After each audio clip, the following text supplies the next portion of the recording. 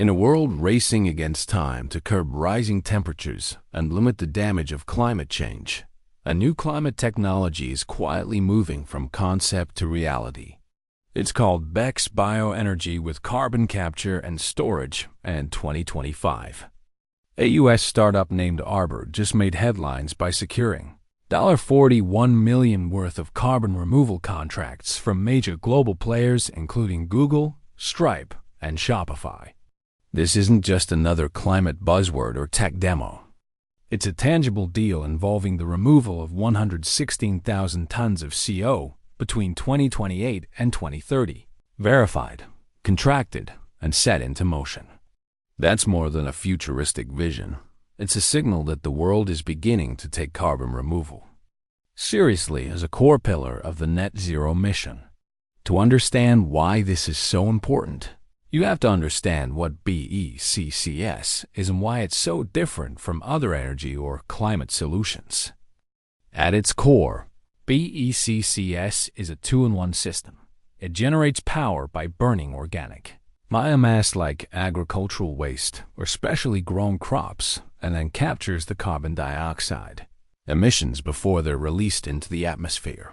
That CO is then compressed and permanently stored deep underground, often in geological formations or depleted oil reservoirs. Unlike wind or solar, which reduce new emissions, BECCS actually removes existing CO from the atmosphere. It's one of the few technologies categorized as negative emissions, meaning it actively reduces the net concentration of greenhouse gases. That's why the Intergovernmental Panel on Climate Change, IPCC, includes BECCS in nearly every scenario where humanity limits global warming to below 2 degrees Celsius. And now, with Arbor's major offtake deal, BECCS is no longer confined to theoretical climate models or pilot programs. It's entering the real economy. The significance of this development cannot be overstated. When companies like Google, Stripe, and Shopify commit millions to carbon removal, they're not just chasing PR headlines. These companies are under growing pressure from shareholders, regulators, and customers to show measurable progress toward their climate goals. Carbon offsets, those cheap credits used to fund reforestation projects or avoided deforestation, are increasingly criticized as unreliable or non-permanent. Direct air capture, another promising technology, is still expensive and energy-intensive. But BECCS offers a middle path. It combines the generation of usable energy with the permanent removal of carbon, making it economically and environmentally compelling. Arbor's model focuses on clean, closed-loop biomass systems, sourcing organic waste from sustainable streams and ensuring that their biomass does not compete with food production or drive deforestation. Their process captures the emissions at the point of combustion and then injects the CO into deep geological formations, where it is monitored and measured. The company's deal with these tech giants shows that the voluntary carbon market is evolving. Buyers are demanding high-quality, long-term removals, not just temporary avoidance credits. And Arbor's ability to lock in such deals years in advance demonstrates growing confidence in the technology's scalability and permanence. But BECCS is not without its critics or challenges. There are legitimate concerns about biomass availability, land use, water consumption, and potential competition with food crops. If not managed carefully, large-scale BECCS deployment could lead to monoculture plantations, biodiversity loss, and even higher emissions through indirect land use change. That's why Arbor and similar firms are focusing on waste biomass and marginal land materials in areas that don't interfere with agriculture or forests. Still, questions remain about how scalable the solution really is. To meet global net zero targets, the world would need to remove billions of tons of CO annually, and BECCS is only one piece of the puzzle. Current costs for carbon removal through BECCS range from $100 to $200 per ton, and that's expected to fall as the technology matures. But even at today's rates, a contract for 116,000 tons represents a serious financial commitment from companies looking to lead the charge. This signals that high-integrity carbon removal is becoming a real business, not just an experiment. One of the more interesting aspects of Arbor's model is how it ties together carbon removal with clean energy production. Unlike direct air capture systems, which consume a lot of energy to filter and process ambient air, BECCS generates electricity or heat as a byproduct. That makes it doubly useful, especially in regions where clean baseload power is still in short supply. For example, data centers, the kind run by Google and other tech companies, are among the largest energy consumers in the digital world. By tapping into BECC-generated electricity, companies can reduce their carbon footprint both through energy sourcing and permanent CO removal. That kind of dual-function model is what makes BECCS so appealing to the private sector. It's a win-win, clean power and negative emissions in one system.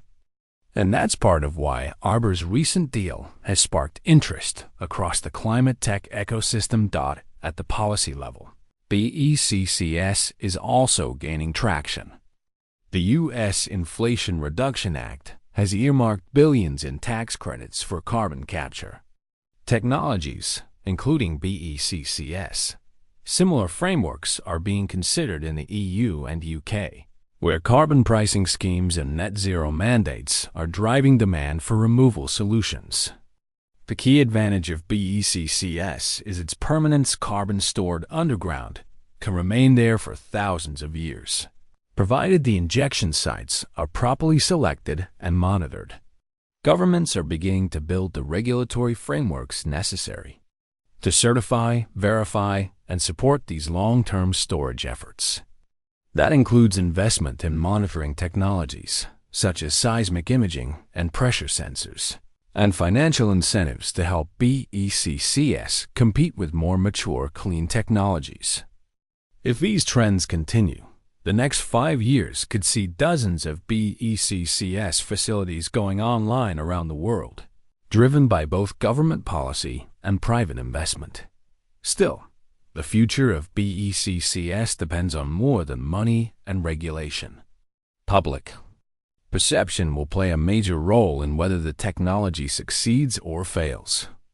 In many places, carbon capture has been lumped in with fossil fuel greenwashing, a tactic used by oil companies to delay real decarbonization.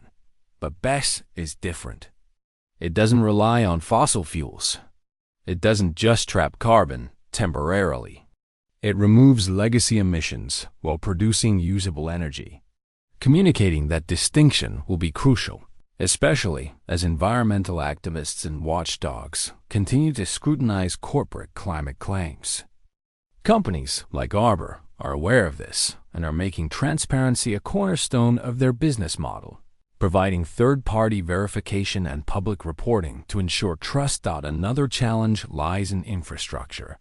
Carbon capture is only one part of the equation. You also need pipelines, storage wells, monitoring systems, and grid connections.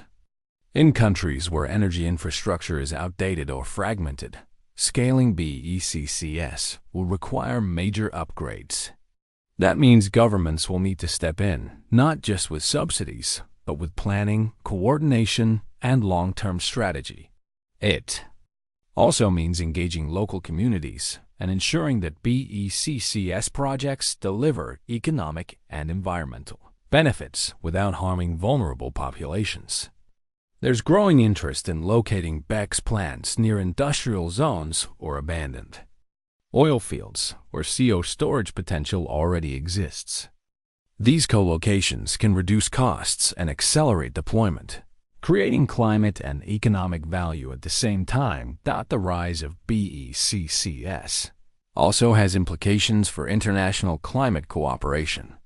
As the race for high-quality carbon removals intensifies, countries may begin to compete or collaborate on who can remove the most CO that could reshape global carbon markets and drive new forms of diplomacy.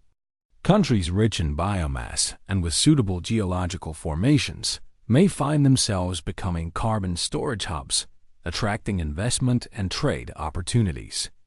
On the flip side, countries without these resources may look to buy removal credits from abroad, creating a new layer of climate economics. Arbor's deal is just the beginning. Other startups are already entering the field, including Drax in the UK and Charm Industrial in the US, each with different methods of biomass sourcing and carbon storage. As competition grows, innovation will too, leading to cheaper, more efficient, and more scalable BECCS systems. Looking ahead, the big question is whether BECCS can scale fast enough to make a difference. According to the IEA, carbon removals must reach between 1.3 and 2.4 billion tons per year by 2050 to meet Paris targets. Today, we're not even close, but the momentum is building. Arbor's $41 million contract shows that businesses are ready to invest in real climate solutions, and that BECCS is no longer just a theory. It's becoming a pillar of climate strategy. If it succeeds, BECCS could help us undo some of the damage already done, giving the world a powerful new tool in the fight against climate change. And if it's paired with rapid emissions cuts, renewables, reforestation, and behavioral change, it can help us not just survive the climate crisis, but solve it.